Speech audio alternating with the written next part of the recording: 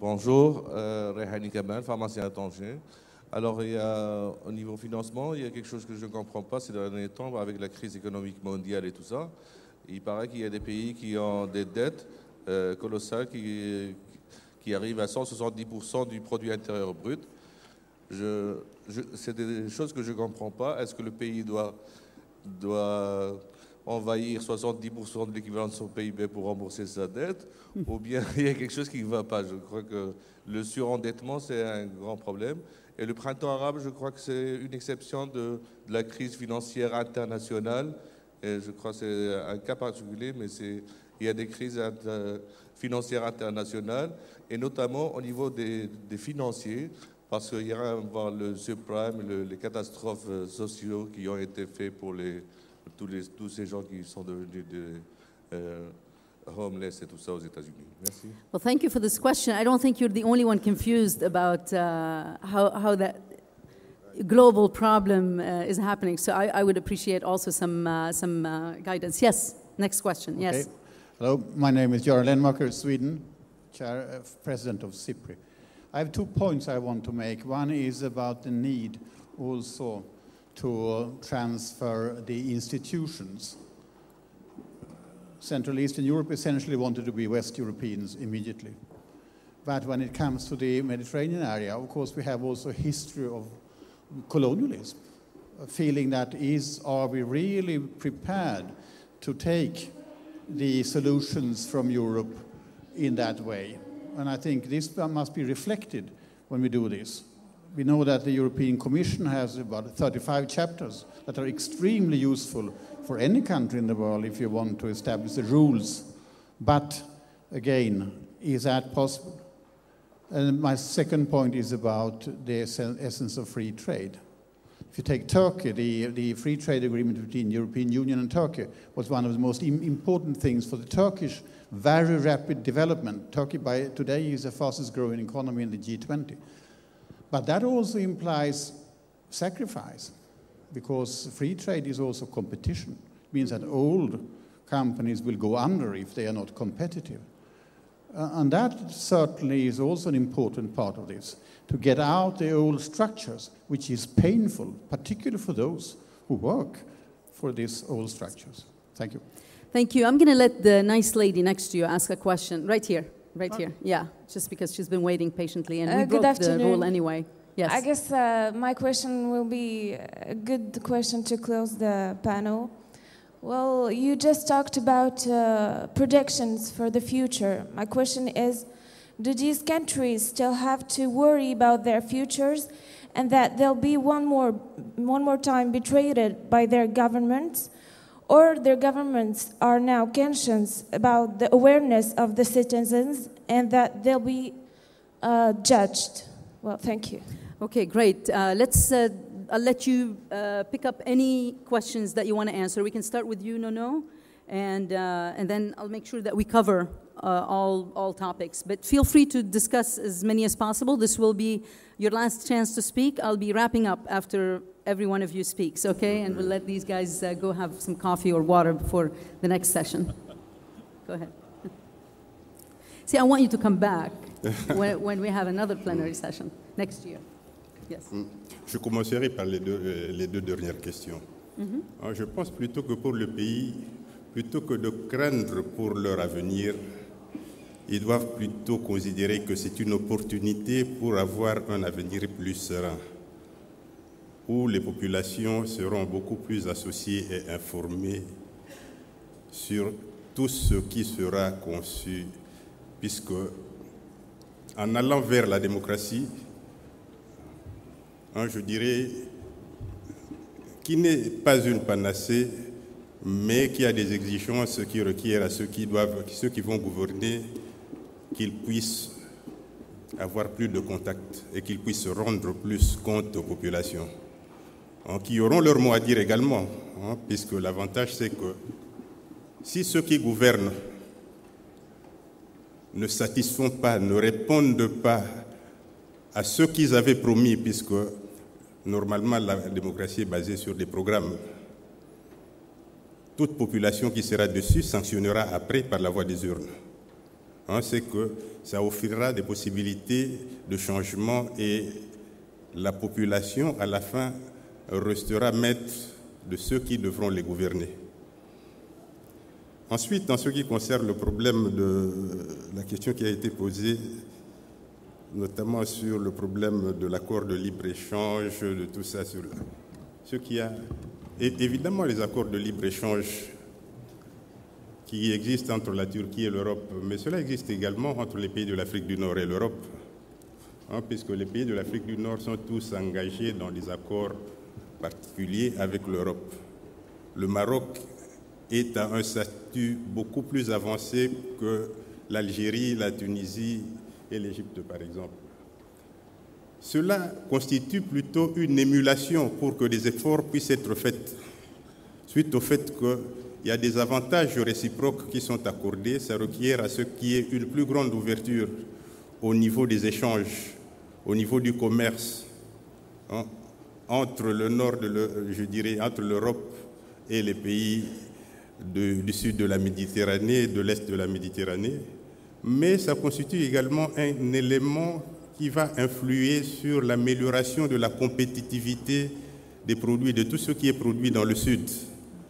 Et nous sommes là notamment aussi pour assister les pays à ce que, pour qu'ils puissent améliorer leur compétitivité, puisque cela contribuera à renforcer le développement au niveau des entreprises qui seront installées au niveau du Sud, pour qu'il y ait une plus bonne croissance économique au niveau de ces pays. Excellent. I'm going to turn to, I was going to call you Mark again, Michel, because I know that you need to run. So you do your closing remarks and we'll let you go and then we finish. Très bien. Je voulais revenir sur 2 points. La situation en Europe. Effectivement, bon, ça peut paraître difficile à comprendre, mais je pense que la situation européenne doit servir d'exemple justement à ne pas suivre et que la gestion publique qui a été faite en Europe ces dernières années est vraiment le mauvais exemple. Et qu'une des choses que vous devez faire dans vos pays, c'est de surtout pas aller dans ce sens-là. On voit des pays comme la Grèce ou le Portugal qui ont eu des dépenses publiques qui ont été en augmentation année et après année, avec finalement une incapacité à générer les recettes suffisantes, ont fait que ces pays ont dû s'endetter pour se financer. Et finalement, ce financement extérieur sert à payer les intérêts de la dette. Et on se retrouve en Europe, en fait, dans la même situation que les pays africains connaissaient avant les plans de désendettement. Donc, c'est un élément très important parce que l'Europe maintenant est concentrée sur ce problème-là. Et pour faire le lien avec ce que d'autres ont dit tout à l'heure, je pense qu'un enjeu majeur ici fait que les pays européens n'auront plus envie d'augmenter leur aide vers d'autres pays et que heureusement qu'il y a encore cette initiative de Deauville, mais je pense que c'est une des dernières portes qui s'ouvre aujourd'hui de la part de l'Europe. Quand on parle d'aide au développement, en Europe aussi, c'est vrai qu'on parle de pourcentage d'aide au développement du produit intérieur brut. On s'est fixé, c'est 0,5 ou 0,7%. Quand même se rappeler que c'est un chiffre qui ne veut pas dire grand-chose. Quand vous avez un pays comme l'Espagne ou le Portugal ou la Grèce qui on voit leur produit intérieur brut diminuer année après année, en fait, le résultat fait que l'aide internationale est en train de diminuer. Donc ça, c'est un point qui va être difficile à gérer. Et puis, peut-être et c'est vrai que pour bien comprendre en Europe, on a déjà des tensions fortes entre citoyens allemands et citoyens grecs, par exemple. Les citoyens allemands ne comprennent pas qu'on doit venir au secours des citoyens grecs et les citoyens grecs ne comprennent pas que les citoyens allemands ne veulent pas venir à leur secours. Donc on imagine bien qu'à un moment donné, les citoyens européens diront pourquoi est-ce qu'on va devoir venir à l'aide d'autres pays s'il n'y a pas un intérêt politique, stratégique ou économique. Donc le cadre va se refermer petit à petit, malheureusement, et ça veut dire que chacun doit se concentrer sur ses moyens et essayer de s'en sortir par soi-même essentiellement. C'est un fait, ce n'est pas un jugement de valeur. Et puis le dernier point que je voulais faire, c'est que je trouve intéressant aujourd'hui, en ayant entendu ce qui s'est dit hier soir, j'ai l'impression qu'il y a une espèce d'axe. C'est-à-dire, si on regarde la carte de la Méditerranée, on a vraiment 2 pôles tout d'un coup qui émergent. On a d'un côté la Turquie qui se profile, et puis il y a votre pays, le Maroc, qui est profilé. Et je me demande si cet axe-là ne devrait pas être renforcé justement dans une coordination régionale pour reformer en fait cette Afrique du Nord avec ces 2 vigies importantes qui sont relativement en bonne santé et politiquement stables et qui ont fait des efforts dans la démocratie. Voilà. Thank you so much, Michel. I'm sorry I kept calling you Mark. I don't know why. You have to forgive me. There must be a reason. Maybe somewhere. you know my brother, maybe. Oh, good. Thank goodness you have a Mark as a brother. I used to do that. I'm used to doing that, actually. So thank you very much. If you need to leave, feel free to leave us. Okay. But if you can stay, please do until we close. Yes, Jan. All right.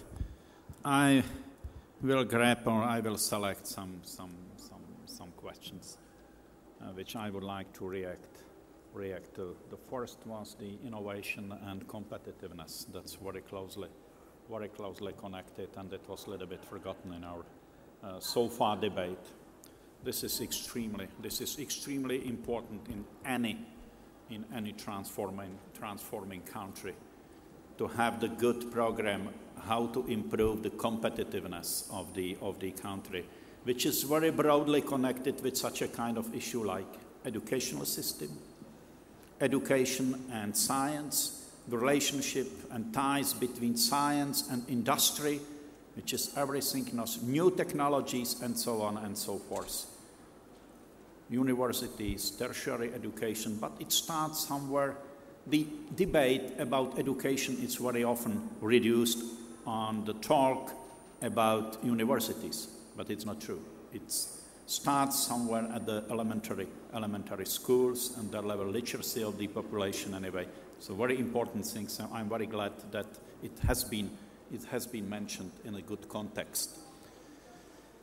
European crisis or European situation, let's say, it's very serious, by the way. That's actually badly ill economy and badly ill continent. No question about it. No question about that. And that's not only selfishly speaking, the only European issue. That's the globalized planet, globalized world economy, and everything has the impacts penetrating to any other corner of this planet. This is about new fears and new challenges and new actions. Anyway, that's the markets and the decision-making, or as someone called it, the financial engineering of high-ranked politicians. It's very highly correlated. What is announced in Brussels, it's reflected in 24 or 12 hours by markets, and sometimes markets are used to punish the politicians, and very clearly and very harshly. So, but that's no way out from this situation. What I'm thinking about are the possible social impacts of these problems, of these troubles.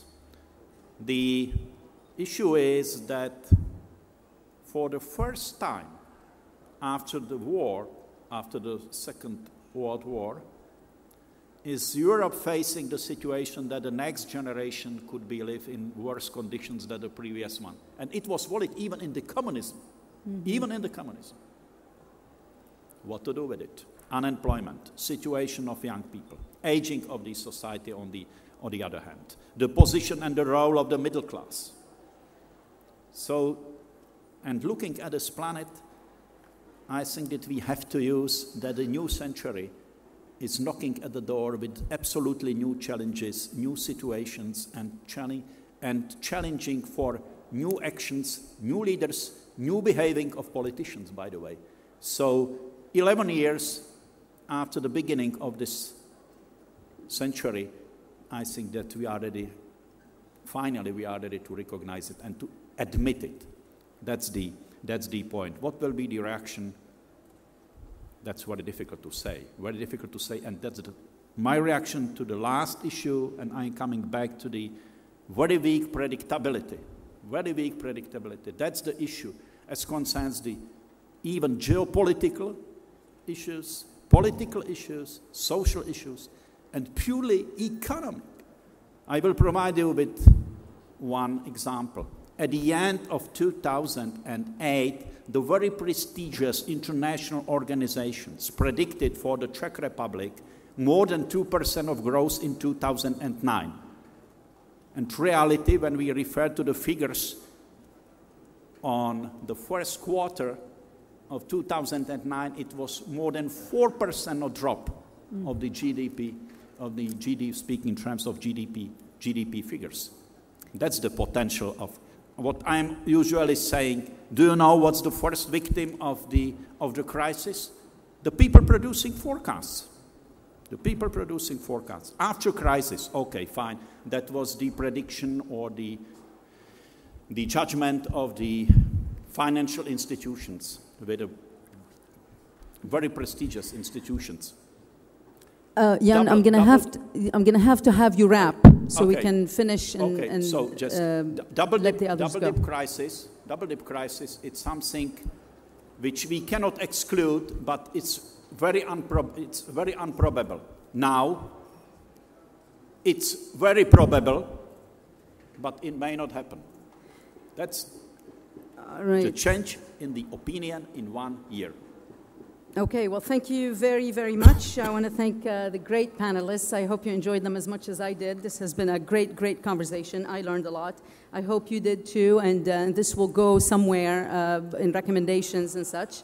I want to thank Michel Juvet. Thank you very much for being with us. I really appreciate it. Jan Fischer, Nuno Matonondo Fundani, thank you very, very much. This has been very enlightening. Thank you for being such a great audience. We really enjoyed your questions, your presence, your energy. Enjoy the rest of the conference. Thank you very, very much. And